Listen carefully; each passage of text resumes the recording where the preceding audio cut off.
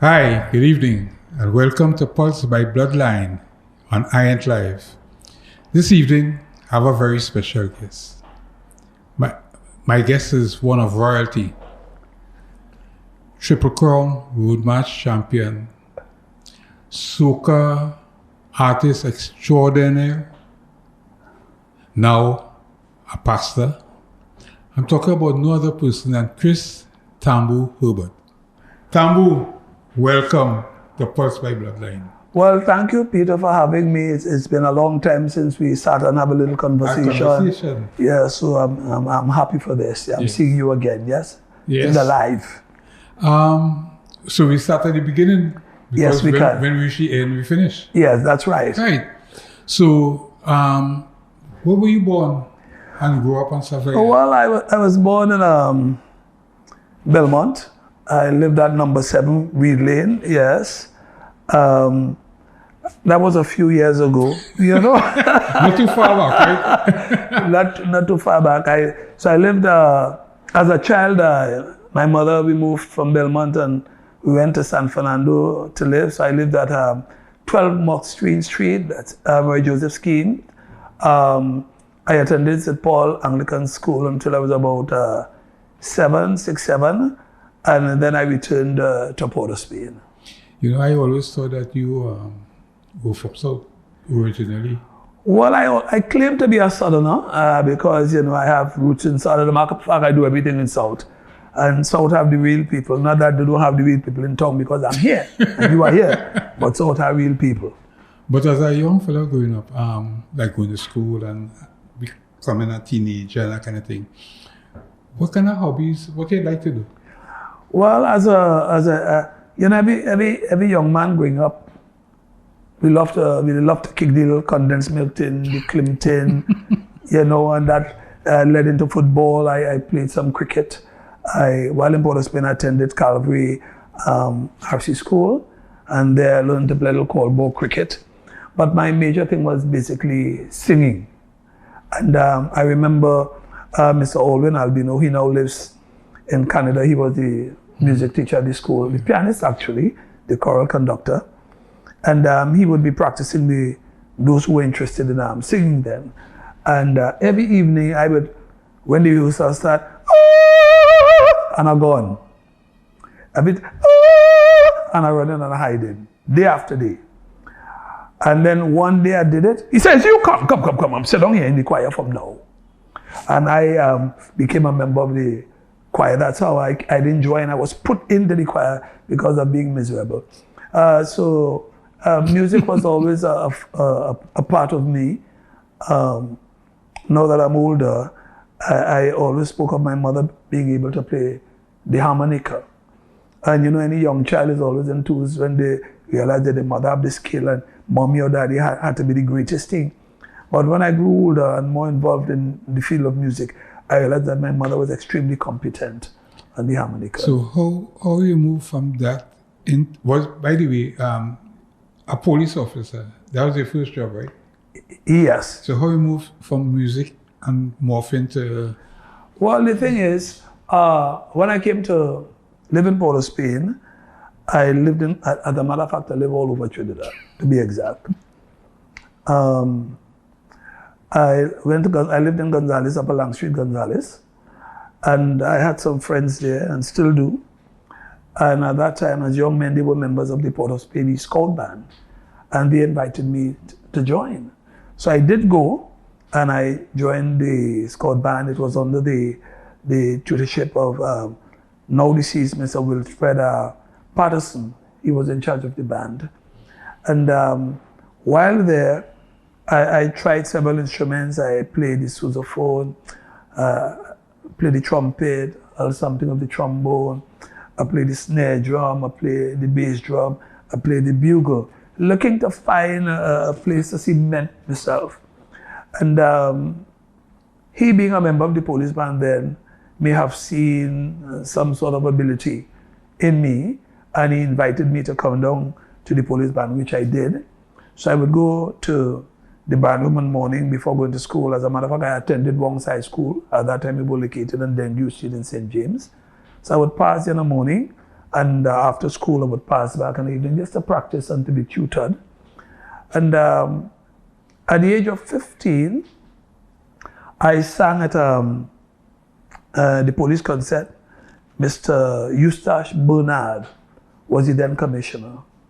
And I remember the song that I sang was, "Someday at Christmas, men won't be boys, playing with bombs like kids play with toys." And when that was finished, the concert over, it seemed as though it went well.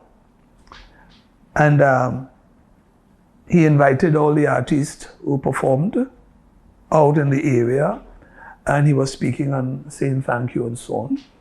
Mr. Prospect being the director of the police band, and the person who was overseeing the concert program. He asked him, he said, "Mr. Prospect, do you have use for that young man there?" And Mr. Prospect said, "Yes." He said, as of the 1st of January 1972, he would be a member of the Trinidad and Tobago Police Band.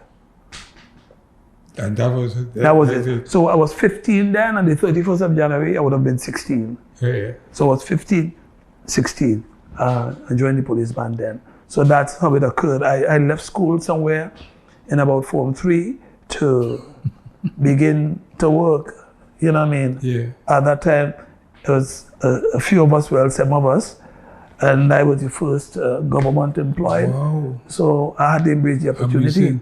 So, and how did you become involved with Charlie's Roots? So, Well, the thing is, Peter had passed through so many bands here. I recall playing with Callians, but with Callians I played the trombone, because in the police band so you were in Callian before Roots? Yeah, I was in Callian, but not as a vocalist, but as a trombone player. So I jammed with Callians and so on. But before Callians, on joining the band, you had several members of the band who were members of the Ray Sylvester Orchestra. And yeah, me singing one or two times. They said, "Well, okay, come and try out something." So I did go by Ray Sylvester, and I started singing with Ray Sylvester. And there was a year they were doing a record, and I liked this song, "I only have eyes for you." Good. So we decided that we're going to record that. And then I heard a guy called Bert Lynch, who is Trinidadian but lived in Canada. And he had recorded a song called Black Man's Prayer.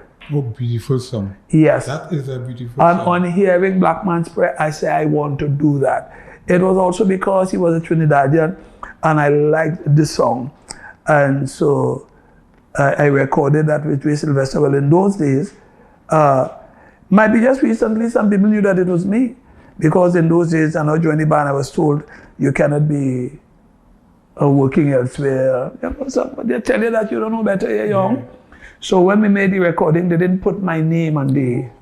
Yes, they didn't put the name on the album. I can listen to that. Yeah, so. Yes, and I was particularly proud, Peter, of that song, because I was very young, and Max sent us at the studio. Maxwell. It used to be the corner of Gala Street there, by the cathedral, the same line with the cathedral church. Yeah. And his engineer was Charlie. Right. And it was Charlie and I, two of us alone were in the studio, and I had to discriminate in terms of intonation and diction and so on. And we sat and I decided, I think that's good. I listened well.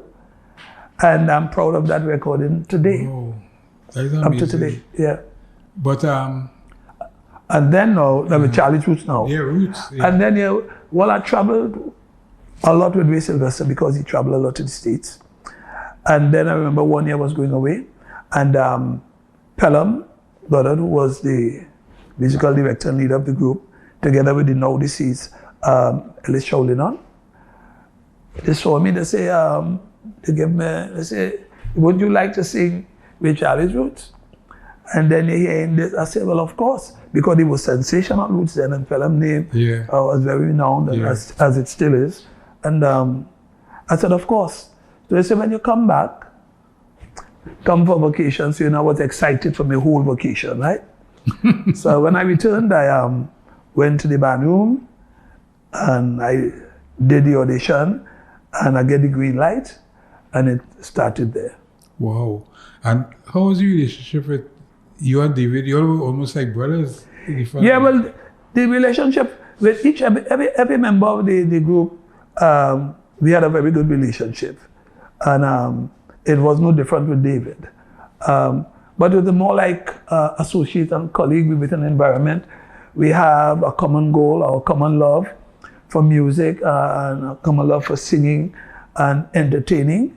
And that is what we did the time we spent there. So you're singing with Charlie's Roots. You all have done a number of shows. You all very extremely popular. This is back in the 80s, right? Yeah, back in the 80s, yes.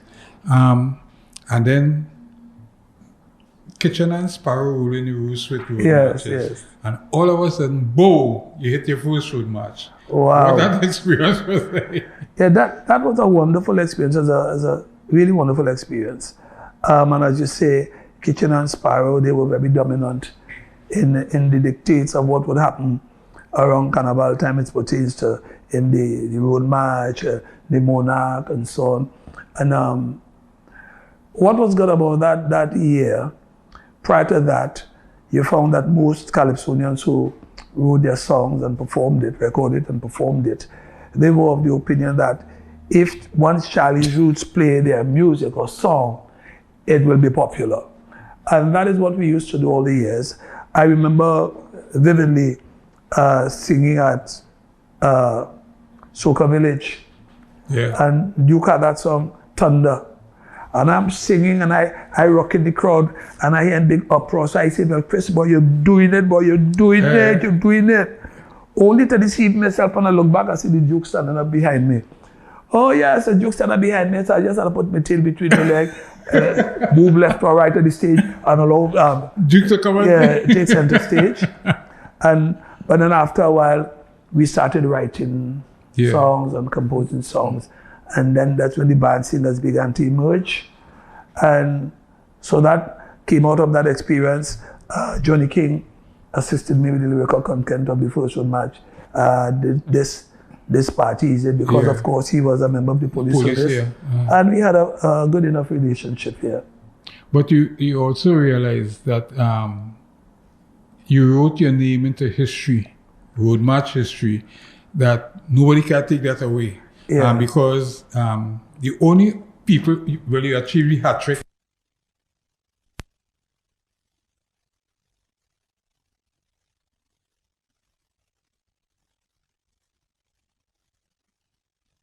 Yes, but yes, it was good to have realized, in the accomplishment that, listen, but cannot be denied in the history book, and it's good to have made such a significant contribution as it pertains to the culture. And I think what is even better for me is the content of the songs is nothing to feel embarrassed about. You could do something in 10 years, you look back, you're cringing. Yeah. So that is not an issue. So it was one phase in my life that I enjoyed it, and I'm now in this phase here. Okay, let's say a little personal now. In life, what is your biggest peeve? What do you dislike most about stuff, people, whatever? Well, I have been your pet peeve. Let me see if I can find a pet peeve. I think deceitfulness. I think that is and it is something that you would find out after. It's you're interacting with individuals and you're sincere and you think that they are sincere, only to realize that they are not. Yeah. Every one of us, we may have our flaws, but that isn't easy because you could confide. And you believe, okay, well, yes, they will check for me. And when you realize they're cutting you down. Yeah, so, and today I dislike that as well, because one of the things with deceit, when people say things too, you can't defend the lie. Yeah. You just have to trust that the truth will present itself and people will see the light, but you can't defend the lie. Today, one of the biggest negatives facing this country is abuse. Yes. Domestic violence, abuse to women, etc., etc. As a father of 3 daughters, how you guide your girls in this world, you know? Okay, well, I'll say this way. As a child, I grew up with my mother alone. My father was absent. And I saw my mother go through a number of issues. And as a young man, I decided I will not hit anybody's child. I will not fool anybody's children. And so I developed some values as a child because of the things that I saw my mother experiencing. Yeah. And so with my girl children, I demonstrated the issue of love. I played with my children. I let them know that I love them. And as they go through, I supported them thick and thin. Also because I decided when my children, when they have to choose a husband, you know, they may not choose somebody with my height that you like or my color, but at least they're going to see the values and principles that I try to inject into them by the life that I lived. Yeah. Okay. And also grew up in the country right over for the past year has been COVID-19. Yes. What have you learned most about yourself during this past year with COVID? Peter, let me say this. You know, some people may think contrary to, have a different opinion to me or may think that I'm contrary. COVID was a blessing to me. Yeah, because first it slowed you down. It caused you to be more introspective. Yeah. And also the issue of the hygiene. You know, because it's only when you start to wash your hands or you realize it, my boy, all the you know, wash your hands the usual time of the day, but right through. But apart from that, well, permit me to say, and I know we will talk about it later, you know, my position now spiritually. So it gave me more time to really spend time studying the word of the Lord more time praying and communicating with God and trying to understand things that as they occur. And when I permit me to say, when I think about the COVID and looking at the people who are behind it, is just a few men who are not in the profession of the medical profession, but really have a voice. And when you think about it, all of them have actualized, they have accomplished everything that they have set out to do. And because they have done that, you have an ebb and flow. It comes like you see the mango on the tree, so you reach it. Once you get that within your hand and you pull that, it's back down. You need to get something higher. So I think in their minds, as much as they want to control the world, that's the vision that they have now. Yeah. So we have to follow the cautions given. We have to follow the protocols given. Good, because it's not only you. You may have your position, but other people may have position different from you. Yeah. So everybody, each one of us, we must follow the guidelines. But in a sense, people, they don't know what to believe because they're hearing so many different stories. And the voices that you're hearing that are anti are professionals, notable individuals, well respected. So you really don't know. But I feel men self-actualize and the vision, no, let me control the world and dictate the course of man's action. Well, we have reached a part of our conversation that I call is a trivia section. Yes. I call this blood pressure. Yes. It's simple. It's 10 questions. You have to make a choice. Yes or no, or one or the other. Wow. Right? So you ready for it? Well, I trust I will have, I hope there will be no maybe. Nah. All right. Yes or no? Okay, so football or cricket? Football. Easter or Christmas? Easter. Daughters or sons? Well, I want to get a sparrow like both of them. Oil dum or potato salad? Oil down. Maracas or Coral River? Maracas. Piano or pan? Pan, but I gotta take my pan. I touch my piano, but I have to take my pan. That is me. Bacon shack or bacon buljol? Oh Lord, Peter. Oh Lord, Peter. Which one do you prefer? I tempted to say half, you know. But I like my bacon buljol. Yes. New York or Toronto? New York or Toronto? Mm-hmm. New York or Toronto? New York or Toronto?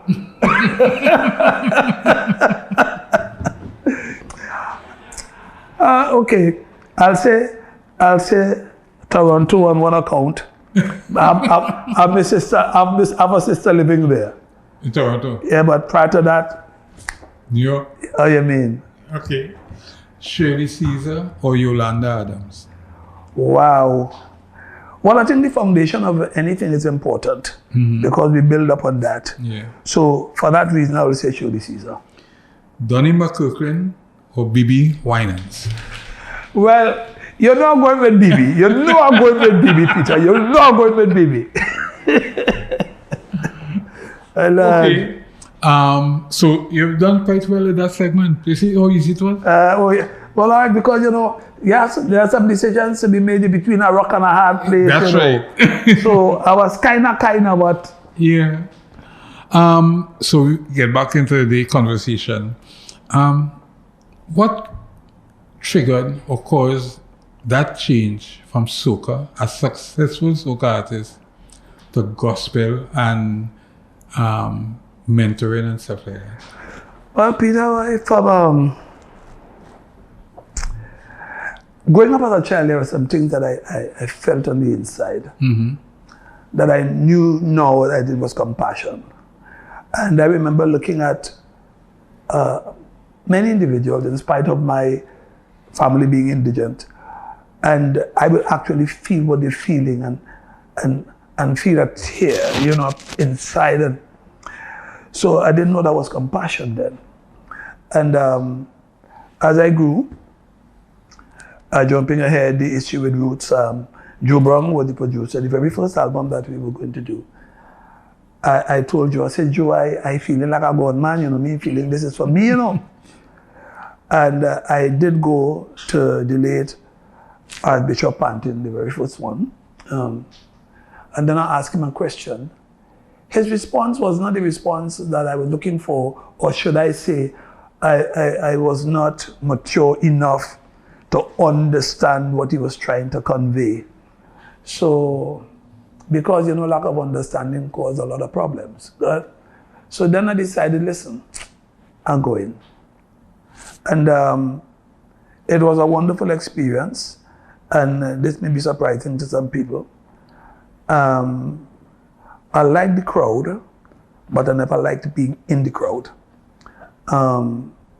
Also, too, whenever we travel, Peter, I used to find out whatever hotel we go in, do they have a Gideon's Bible? Because I used to be in a hotel with the Gideon Bible in the day, and I'd be even bad in the night.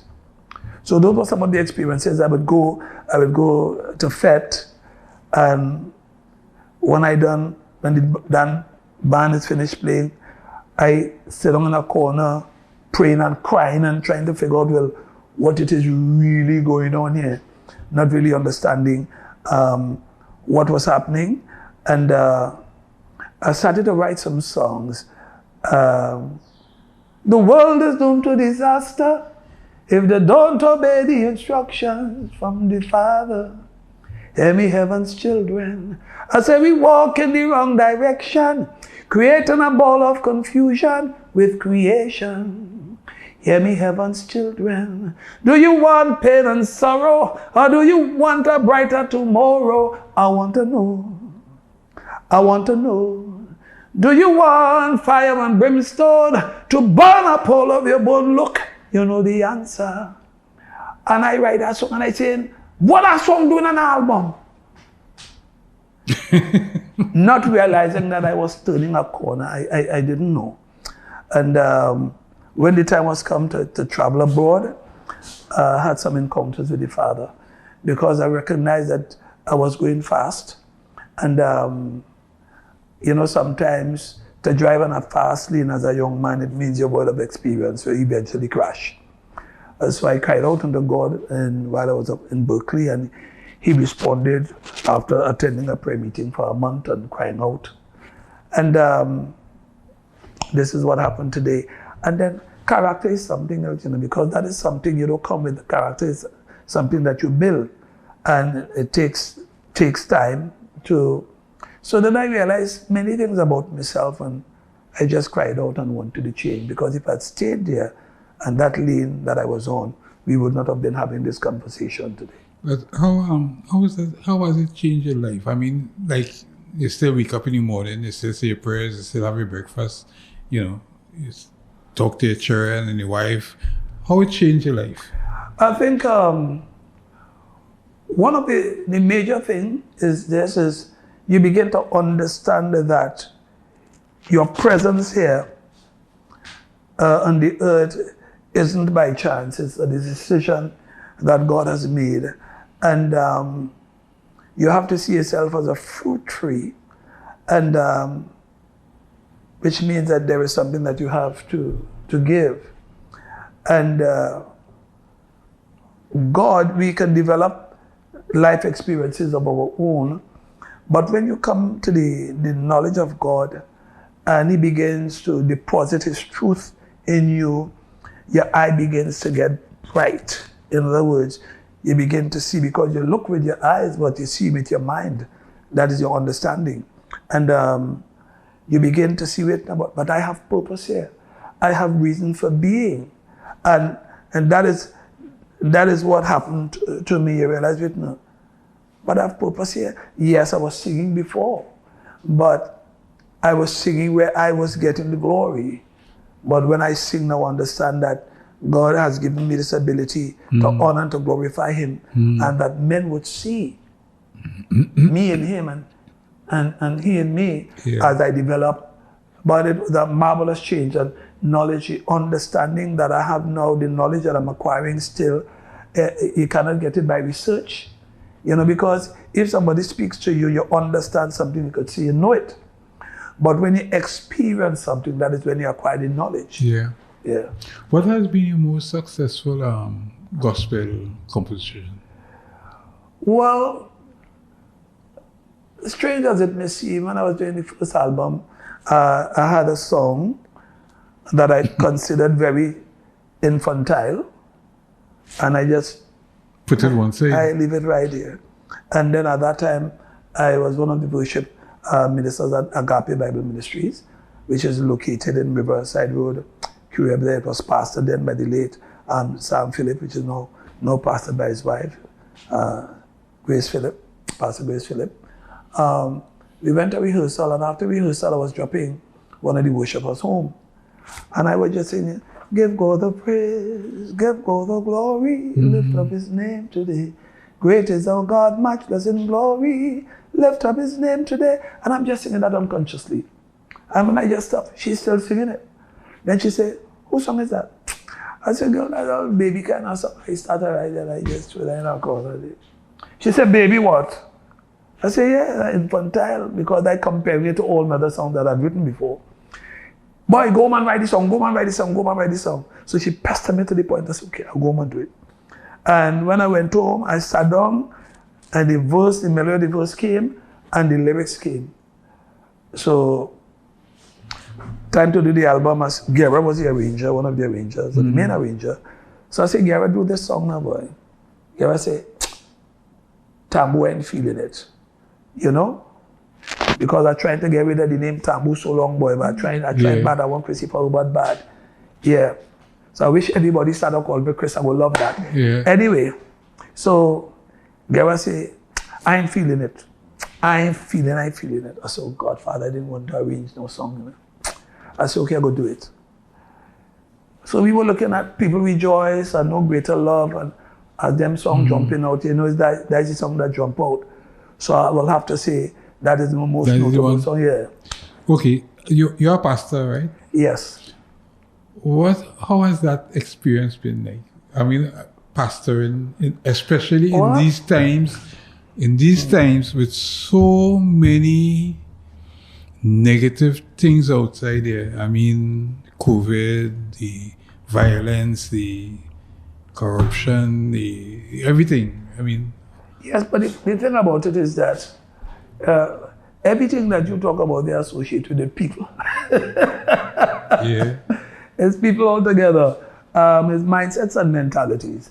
And that is what the word of the Lord is about. It's said to be transformed by the renewing of your mind. And where we may look, when we go to the bathroom and bathe with a little soap and nice up yourself and put on some perfume, that is just the external. But God really works from the inside out. And being a pastor, it's challenging, but I'm learning now it's not by might, not by power, by the Spirit of the Lord. And I do think that I can speak about him more than he can speak about himself. So it's just trusting God to see you through, and you continue growing. I was very, very fearful in stepping out. I ran from that for quite some time because I didn't think, but how I go have a message this time, have a message every Sunday. And when you realize oftentimes people yes that be no, and the no, sometimes there be something else, the no that be I don't know, and the yes that be no.